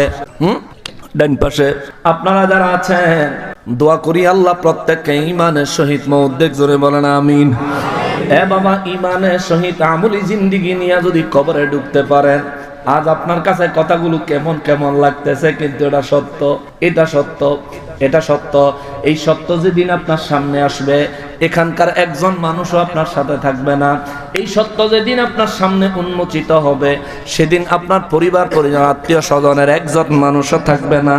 আল্লাহ কয় ফাসহাবুল মাইমানা, আমি রব্বুল ইজ্জাতের নির্দেশ মোতাবেক আরশে আজিমের ডান পাশে কিছু মানুষকে আমি আল্লাহ দাঁড় করাবো, জায়গা দিব। মা আসহাবুল মাইমানা, জবান খুলে বলেন আল্লাহু আকবার, আরো জোরে বলতে হবে আল্লাহু আকবার। রব্বুল আলামিন বলেন যেই মানুষগুলারে আমি আমার আরশে আজিমের ডান পাশে জায়গা দিব, আল্লাহ কয় আমি রব্বুল ইজ্জাত আমার কুদরতের ভাষায় বললাম ওই মানুষগুলো কতই না ভাগ্যবান। জোরে কোন আল্লাহু আকবার। ওই ভাগ্যবানদের দলে আমরা থাকতে চাই কি চাই না? জোরে বলেন চাই কি চাই না? ওই ভাগ্যবানের দলে আল্লাহ আমাদেরকে কবুল করেন। জোরে বলেন আমিন, আরো জোরে বলেন আমিন। আমি শেষ করে দিচ্ছি, তবে কথাগুলো একটা পজিশনে নিয়ে আসি, নাইলে অর্ধেকের মধ্যে থুয়ে গেলে আমিও শান্তি পাইতাম না। আমার মনে হয় যারা মনোযোগ দিয়ে শুনতেছেন আপনারাও শান্তি পাইতেন না, ঠিক না? কথাটা কমপ্লিট করি যে হের পরে কই নিব জাগা মতন যাইয়া হের পরে থমো আগেই কই লিস। আর জাগা মতন যাওয়ার আগে যারা বাগতাছেন যান, আপনার হিসাব আপনি দিয়েন, আমার কিচ্ছু করার নাই, আমার কিচ্ছু আয়ে যায় না। মুসলমানেরা রব্বুল ইজ্জাত বলেন ফাসহাবুল মাইমানাতি মা আসহাবুল মাইমানা। রব্বুল আলামিন বলেন আরশে আজিমের ডান পাশে কিছু মানুষকে আমি আল্লাহ দাঁড় করাবো, এরা হবে ভাগ্যবান, এরা হবে ভাগ্যবান। আল্লাহ কয় মা আসহাবুল মাইমানা, ডান পাশের লোকগুলা কতই না ভাগ্যবান। দ্বিতীয় নম্বরে আল্লাহ কয় ওয়া আসহাবুল মাশআমা, দুই নম্বরে আল্লাহ কয় আমি আল্লাহ আরশে আজিমের বাম পাশে কিছু মানুষের দাঁড় করাবো। মা আসহাবুল মাশআমা, আমার আল্লাহ বলেন আরশে আজিমের বাম পাশে যারা দাঁড়াবে তারা কতই না দুর্ভাগা, তারা কতই না অভাগা, তাদের জিন্দেগি বরবাদ, দুনিয়ার জিন্দেগির পাপ, দুনিয়ার জিন্দেগির গুনাহ, দুনিয়ার জিন্দেগির কুফরি, দুনিয়ার জিন্দেগির মুনাফিকি, তাদেরকে আজ আরশে আজিমের বাম পাশে নিয়ে আসছে। সাহাবায়ে কেরাম বলেন নবী গো আরশে আজিমের বাম পাশে কি থাকবে গো নবী? আমার নবী বলেন আরশে আজিমের বাম পাশে আল্লাহ জাহান্নামটাকে হাজির করবে। আল্লাহু আকবার। আরশে আজিমের বাম পাশে আমার আল্লাহ জাহান্নাম হাজির করবে। জাহান্নামের দরজার সামনে আরশে আজিমের বাম পাশে লোকজন দাঁড় করাবে। কিন্তু বাবারে সূরা ওয়াকিয়ার ৭ নম্বর আয়াতে আমরা জানলাম আল্লাহ বলেন ওয়া কুনতুম আজওয়াজা সালাসা। আল্লাহু আকবার। আল্লাহ কয় সেদিন আমি মানুষকে ৩ ভাগে ভাগ করব। কয় ভাগ? জোরে কোন কয় ভাগ? আরো জোরে বলেন কয় ভাগ? রিসালাত যে মানতে চান না, রিসালাতের গুরুত্বটা কোথায় এবার দেখা যায়। আল্লাহ কয় আমি মানুষকে ৩ দলে বিভক্ত করব, ৩ ভাগে ভাগ করব। ১ নাম্বার ভাগ হবে আসহাবুল মাইমানা, ১ নাম্বার ভাগ আরশে আজিমের ডান পাশে রাখবো। ২ নাম্বার ভাগের হিসাব আল্লাহ কয় ওয়া আসহাবুল মাশআমা, ২ নাম্বার ভাগ আরশে আজিমের বাম পাশে থাকবে। ওয়াসাবিকুন আস-সাবিকুন, আল্লাহ কয় ৩ নাম্বার ভাগ থাকবে আরশে আজিমের সামনে, আরশে আজিমের সামনে, আরশে আজিমের সামনে। জোরে বলেন না আল্লাহু আকবার। আল্লাহ কয় ওয়াসাবিকুন আস-সাবিকুন, যারা আরশে আজিমের সামনে থাকবে তারাই তো অগ্রবর্তী, তারাই তো আগে থাকবে, তারাই তো সামনে থাকবে। কেন বললেন? আমার নবী রাহমাতুল লিল আলামিনের কয় নবী গো, ও নবী, ও নবী, এই জায়গা থেকে রিসালাত শিক্ষা যান। আমি যে বলছি রিসালাত এমন এক বিষয়, দুনিয়ায় বাচ্চা থাকলে আমার জীবনে নবীর রিসালাতের দরকার, মৌতের সময় আমার মৃত্যুতে নবীর রিসালাতের দরকার, নইলে ঈমান সহ মরতে পারবো না। কবরের মধ্যে গেলে আমার কবরের জিন্দেগি নবীর রিসালাত সহকারে দরকার, নয়তোবা কবরের জান্নাতি নিয়ামত পাওয়া যাবে না, আযাব ভোগ করতে হবে, আযাব। হাশরের ময়দানে যাওয়ার পরেও নবীর রিসালাত ছাড়া উপায় নাই, রিসালাত লাগবে। রিসালাত কেমন দেখেন, আল্লাহ কয় তিনটা পার্টি, এক হলো ডান দিকে আরশে আজিমের, আরেক হলো আরশে আজিমের বাম পাশে, আরেক হলো সামনে, আরেক হলো সামনে আরশে আজিমের সামনে। আল্লাহ কয় যারা সামনের তারা তো সামনেই থাকবে। সাহাবায়ে কেরাম বলেন হুজুর ব্যাপারটা বুঝলাম না। আল্লাহ তো ওয়াসাবিকুন, একদল আল্লাহ সামনে রাখবে আরশে আজিমের বললেই তো পারতেন।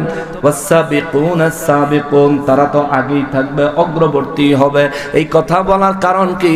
আল্লাহ বলেন সামনে যারা থাকবে তারা খোদ রব্বুল আলামিনের সামনে থাকবে। জোরে বলেন সুবহানাল্লাহ। এবারে জায়গার মধ্যে বুঝ আছে, বাম পাশে এক পার্টি, ডান পাশে এক পার্টি, আল্লাহর স্বয়ং সামনে আর এক পার্টি। আমার নবী রাহমাতুল লিল আলামিনের সাহাবায়ে কেরাম বলেন নবী গো, ও দয়াল নবীজি, ওই দিন আপনি রাহমাতুল লিল আলামিন কোন দিকে থাকবেন? ও দয়াল নবীজি, সেদিন আপনি দয়াল নবীজি কোন দিকে থাকবেন? আরশে আজিমের। আপনি কি ডান পাশে থাকবেন, আপনি কি বাম পাশে থাকবেন, নাকি ইয়া রাসূলুল্লাহ আল্লাহর সামনে আপনি থাকবেন? আমার নবী দুই চক্ষু মোবারকের পানি মোবারক ছেড়ে দিয়ে কয় সাহাবীরা রে, আমার উম্মতের খবর দিও, ওই কঠিন মুহূর্তে আমি নবী আল্লাহর আরশে আজিমের ছায়ায়, একা একা আরশে আজিমের ছায়ায় আমি নবী রব্বুল ইজ্জতের কুদরতের কদমে সিজদা লাগাইয়া রব্বি হাবলি উম্মতি, রব্বি সাল্লিম উম্মতি, ইয়া উম্মতি, ইয়া উম্মতি বলে বলে কাঁদবো। জোরে বলেন আল্লাহু আকবার। নবী যে জায়গায়, এই জায়গায় আর কেউ নাই। আরশে আজিমের ছায়ায় আমার নবী যে জায়গায় সিজদা মোবারক লাগাবেন, ওই জায়গায় আর কেউ নাই। 7 শ্রেণীর মানুষের আল্লাহ আরশে আজিমের ছায়ায় জায়গা দিবে, তবে এটা নবীর জায়গায় না। আরশে আজিমের ছায়া দেখবেন আসমানে যখন সূর্য উঠে। আপনাদের এখানে পশ্চিম কোন দিকে? এদিকে পশ্চিম না? সকালবেলা যখন পূর্ব দিকে সূর্য ওঠে তখন দেখবেন পশ্চিম দিকে মসজিদের ছায়া পড়ে। কথা বলেন। সূর্যটা যখন পূর্ব দিক থেকে দক্ষিণ দিকে আসে তখন দেখবেন দুপুরবেলা, প্রায় দুপুর ঘনিয়ে আসতেছে এমন সময় মসজিদের উত্তর পাশে মসজিদের ছায়া হয়, ঠিক না? আবার সূর্যটা বিকাল বেলা ঘুরতে ঘুরতে যখন পশ্চিম পাশে যায় দেখবেন মসজিদের ছায়াটা পূর্ব পাশে পড়ে। মহান রব্বুল ইজ্জত বলেন, বাম পাশে যারা থাকবে তাদের জন্য আমি রব্বুল ইজ্জতের ফয়সালা হলো সূর্য তাদের মাথার অর্ধ হাত উপরে উঠাইয়া দিব। সূর্যকে প্রখর আলো দেওয়ার জন্য আমি আল্লাহ নির্দেশ দিব। সূর্য এমন ভাবে আলো দিবে তাদের মাথার মগজগুলি টকবক টকবক করে ফুটবে, গান মুখ চেহারা বায়া বায়া পড়বে।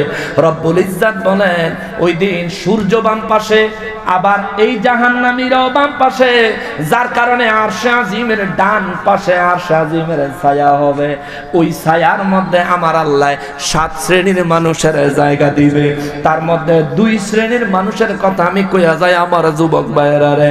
1 নাম্বার শ্রেণীর মানুষ হলো ওই যুবক, যেই যুবক ফজরের নামাজ আদায় করার পরে মসজিদ থেকে নিয়ত কইরা বাহির হয়, আল্লাহ আমারে তৌফিক দিও জোহরের নামাজ আমি জামাতে আদায় করব।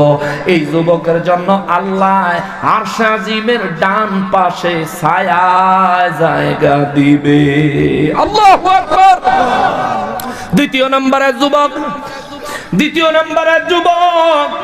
যে যুবককে কোন সুন্দরী নারী সম্ভ্রান্ত পরিবারের কোন সুন্দরী নারী জিনার জন্য আহ্বান করলো, এই নারী জিনার জন্য আহ্বান করলে যে যুবক ওই নারী জিনার আহ্বানটা প্রত্যাখ্যান করে, জিনার প্রস্তাবটা প্রত্যাখ্যান করে, এই কথাটা বলে আমি আমার রবকে ভয় করি, আমি আমার আল্লাহকে ভয় করি, তোমারে নিয়ে যদি আমি জিনায় লিপ্ত হই, 4 দেয়ালের ভিতরে দুনিয়ার কেউ দেখে না, কিন্তু দেখে কি? জোরে বলেন না কে? আরো জোরে বলেন না কে? আল্লাহ কিন্তু দেখে রে বাবা, আল্লাহ কিন্তু দেখে, আল্লাহ কিন্তু দেখে, আল্লাহ কিন্তু দেখে। আল্লাহ দেখে কিন্তু সঙ্গে সঙ্গে গজব দিয়ে আমাদেরকে শেষ করে দেয় না। আল্লাহ বড় দয়াবান, আল্লাহ বড় দয়াবান, আল্লাহ বড় দয়াবান। আমাদের সন্তান যাদেরকে নিজের প্রাণের চাইতেও বেশি ভালোবাসি, ওই সন্তান অন্যায় করলে মাত্র ঠাস করে গালে চটকানা বসাইয়া দিই, ঠিক না? যে সন্তানের কেউ গালি দিলেও আমার মন মানে না, তার উপর ঝাঁপাইয়া পড়ি আক্রমণ করার জন্য। ওই সন্তান আমার সাথে অন্যায় করলে আমি তার গালে চটকানা বসাইয়া দেই। মাঝে মধ্যে অনেক উত্তম মধ্যম তারা মারি দেই, শাসন করি। এরে বাবা, আমার মেজাজ খারাপ হয় কারণ আমি তার বাপ। ওই যেই রব্বুল আলামিন আমারে বানাইছে, ওই রবের দুনিয়ায় আমি যখন আল্লাহ পাকের নির্দেশের বিপরীতে জিনায় লিপ্ত হই, আল্লাহ দেখে আমাদেরকে কিছু করেন, আল্লাহ দেখেন আমাদেরকে গজব দিয়ে শেষ করে দেয় না। কেন জানেননি? কেন জানেননি? আমার নবী দোয়া করেছে, মালিক পূর্ববর্তী বনি ইসরাইলের জামানায়, আরো নবীদের জামানায় মানুষ যখন মুসলমান হইয়া পাপ করত, তুমি সঙ্গে সঙ্গে আসমান থেকে গজব নাজিল কইরা তাদেরকে শেষ করে দিতে। আল্লাহ, ও আমার আল্লাহ, ও আমার আল্লাহ, আমার উম্মতের জন্য এই সিদ্ধান্তটা একটু সহজ করে দাও। রব্বুল ইজ্জাত বলেন, হাবিব কিভাবে সহজ করে দিতাম? আমার নবী কয়, আল্লাহ গো, আমার উম্মত গুনাহ করার পরে তাকে তওবা করার জন্য সুযোগ দিও। জোরে কন্না সুবহানাল্লাহ। রব্বুল ইজ্জাত বলেন, নবী গো কতক্ষণ দিতাম? 5 মিনিট, 10 মিনিট, 1 ঘন্টা, 2 ঘন্টা, 1 দিন, 2 দিন, 5 দিন, 10 দিন, 1 মাস, 2 মাস, 1 বছর, 2 বছর। আমার নবী বলেন, মালিক আমি রহমাতুল লিল আলামিনের দাবি হলো আমার উম্মতের সামনে যখন আজরাইল চলে আসবে, তার প্রাণ পাখিটা বের হওয়ার জন্য যখন দেহের ভিতরে ছটপট করবে, তার প্রাণটা গলার এই হলকুম পর্যন্ত যখন বের হয়ে যাওয়ার জন্য উঠে আসবে, এই হলকুমে আসার আগ পর্যন্ত আমার উম্মতের তওবা করার সুযোগ দিয়া দাও। সুবহানাল্লাহ।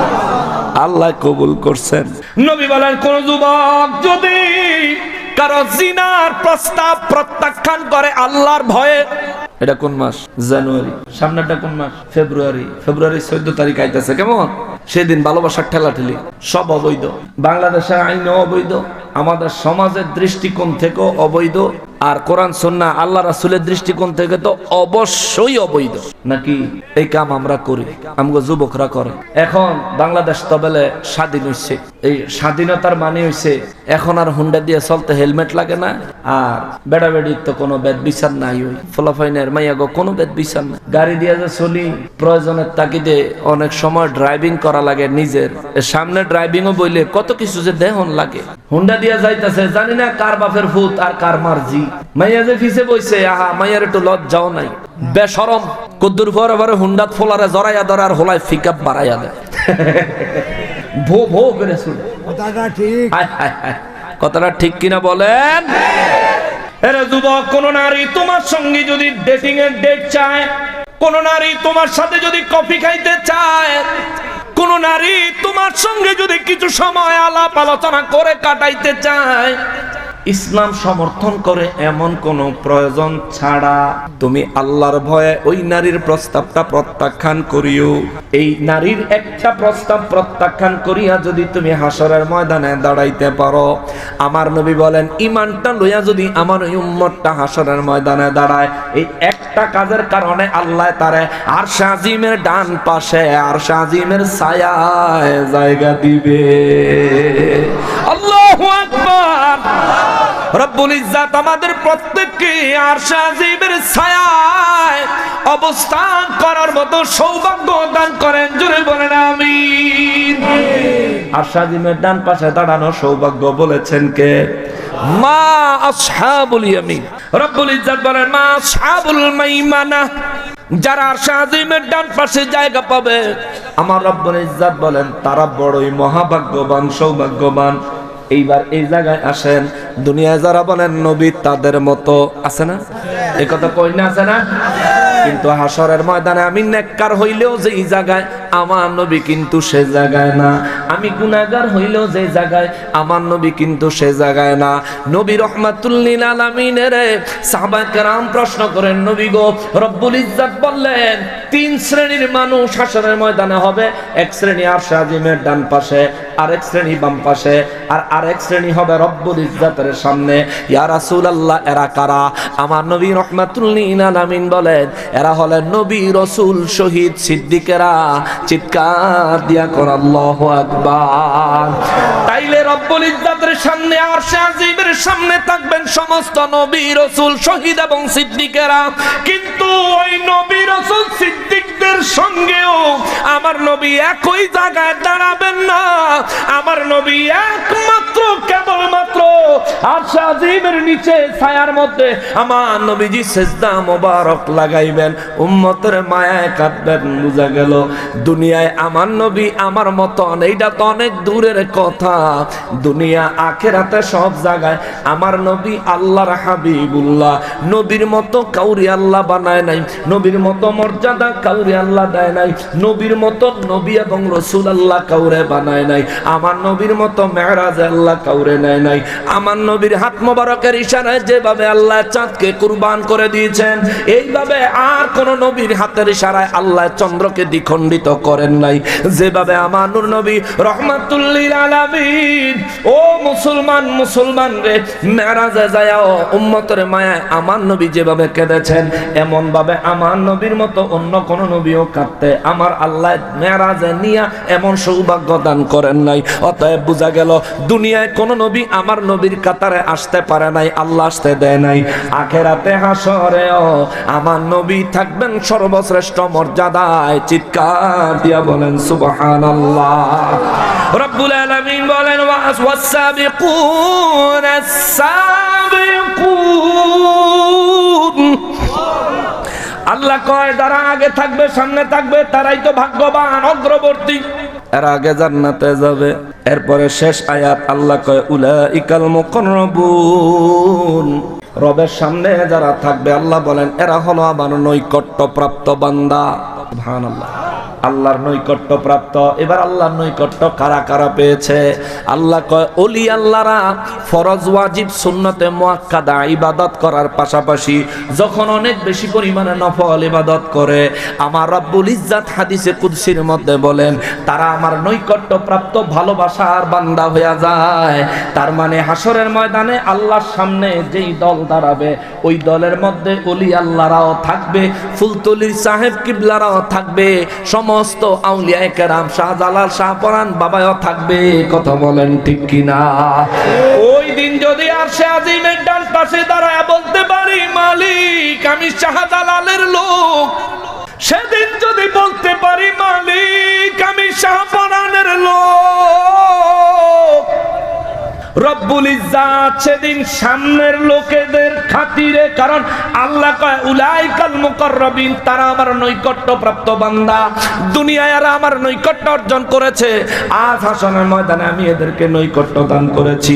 এজন্য তারা সামনে যদি কইতাম পারি, আল্লাহ আমি শাহজালাল বাবার লোক, আমি শাহপরান বাবার লোক, আর শাহপরান বাবা, শাহজালাল বাবা যদি কয়, আল্লাহ হ্যাঁ এই লোকটা জীবনে বহুবার আমার দরবারে জিয়ারতে এসেছে, এই লোকটা সারা জীবন আমাদের ওলি আল্লাহদের সম্মান রক্ষার জন্য জিহাদ করেছে, যুদ্ধ করেছে, ওলি আল্লাহদের পক্ষে কথা বলেছে, শাহজালাল বাবা এই কথা কইলে আল্লাহ সেদিন আমারেও দয়া কইরা ইচ্ছা করলে আরশ আজিমের ডান পাশ থেকে সামনে আনতে পারে কি পারে না? পারে কি পারে না? কিন্তু যারা শাহপরান বাবার মাজার ভাঙলো, হেরা যদি হাসরে দাঁড়ায় কয়, আল্লাহ আমি শাহপরান বাবার মাজার ভাঙবই না গো দলের লোক, আল্লাহ কইব, তুই লাইনের সামনে খাড়া, বাম পাশের লাইনের সামনে খাড়া, তুই সবার আগে জাহান্নামে যাইবি। ঠিক কিনা বলেন? তুই বাম পাশের লাইনের সামনে দাঁড়া। ওরা ভাঙলো কত অলির দরবার। এই জন্য আমি একটা ইসলামী সঙ্গীত লিখছিলাম, ওরা ভাঙলো কত অলির দরবার, পাহারা দিল মন্দির বারবার, নবীর তাজিম হারাম মানে, মূর্তির তাজিম ভালোই জানে, আবার গীতা পড়ে কি মধুর। হেরা কত ওলি আল্লাহর দরবার ভাঙলো, কিন্তু মাজার পাহারা দিল। কত ওলি আল্লাহর দরবার ভাঙলো কিন্তু মন্দির পাহারা দিল, ঠিক কিনা বলেন? ওলি আল্লাহর দরবার ভেঙে দিলি, মন্দির পাহারা দিলি। আরে মুসলমানের কাজ তো ওলি আল্লাহদের দরবারকে সুসংগঠিত করা, সুসংগঠিতভাবে নির্মাণ করে ওলি আল্লাহদের দরবারগুলোর দিকে মানুষকে আকৃষ্ট করা, সেখানে মানুষ আসলে তাদেরকে দ্বীনের তালিম দেওয়া। কথা বলেন ঠিক কিনা? সেটা না করে ভাঙ্গা দিলি বেটা, ওলি আল্লাহর দরবারে হামলা করলি, তুই আবার মুসলমান পরিচয় দেস, তোর লজ্জা থাকা উচিত। এই মাজারওয়ালারা, শাহজালাল, শাহপরান বাবা এই দেশে না আইলে তুই ফকির নির্ভূত মুসলমান হইলি নইলে, তোর বাপও মুসলমান হইল নইলে, তোর বাপ দাদা 14 পুরুষ যদি মুসলমান পরিচয় দিয়া থাকস শাহজালাল, শাহপরান বাবার খাতিরে, আজকে তাদের দরবারে হামলা করতেছ। আল্লাহ তোমরা হামলা করানোর লেগে কামলা লাগাই দিছে টঙ্গি। ওরে ফিডা, রাত 3টা বাজে মাহফিলতে যাওয়ানোর সময় হেন্দা গেছিলাম, যাই দেখি ও মা মরে মরে খালি বাঁশ লয়ে খারে গেছে, দে একটা আর একটা দে, তোরাই তো করে দে। আল্লাহ তো করে ফিট করে দিছে, তোরা যেমন সংঘবদ্ধ হইয়া ওলি আল্লাহর দরবারে হামলা করবি, আল্লাহ তোগো ভিতরে এমন ভাইরাস ঢুকিয়ে দিব, তোরাই নিজেরাই নিজেকে মাথা ফাটাইয়া শেষ করবি। আল্লাহ শুধু তামাশা দেখবো, কারণ মান আদালি ওয়ালিয়ান ফাকাদ আযানতুহু বিল হারব। আল্লাহ কইছে আমার ওলির দুশমনি যে করব তার বিরুদ্ধে যুদ্ধ আমি আল্লাহ ঘোষণা করলাম 1450 বছর আগে। ওলি আল্লাহর দরবার ভাঙ্গা এই বিরানির ড্যাগ চুরি কইরা, গরু ছাগল ভেড়া মহিষ চুরি কইরা, সুরের দল তোমরা আরামে থাকতে চাও, আল্লাহ জাগা মতন দিছে, একবারে শেষ। নিজেরাই নিজে করে কই নাইয়া 300-400 মারছ, শেষে কত মানুষের জানা যাওয়া নসিব নাই, আগুন লাগাই দি। হায় হায়, নিজেদের উপরেও যারা নিজেরা এত হিংস্র, প্রকৃতপক্ষে এদের ইমানে ঘাটতি আছে, ঠিক কিনা বলেন? এরা নিজেরাই নিজেদের থেকে নিরাপদ নয়, অতএব এদের কাছে ইসলাম কখনোই নিরাপত্তা লাভ করতে পারে না। আপনিও চিন্তা করে না বেলা হেরা আমাদের বন্ধু না, আল্লাহ কইছে এরা শত্রু। তবে আমরা দোয়া করি আল্লাহ তা করে হেদায়েত দেখ, ওলি আল্লাহ সম্মান বুঝার তৌফিক দেখ, জোরে কর আমিন। ওলি আল্লাহর পক্ষে অবস্থান নেওয়ার তৌফিক দেখ, জোরে কর আমিন। আল্লাহ পাক সর্বশেষে বলেন ফি জান্নাতিন নাঈম, এরা সামনের জন আর বাম পাশের জন, এরা হলো জান্নাতি দল, জোরে কর না সুবহানাল্লাহ।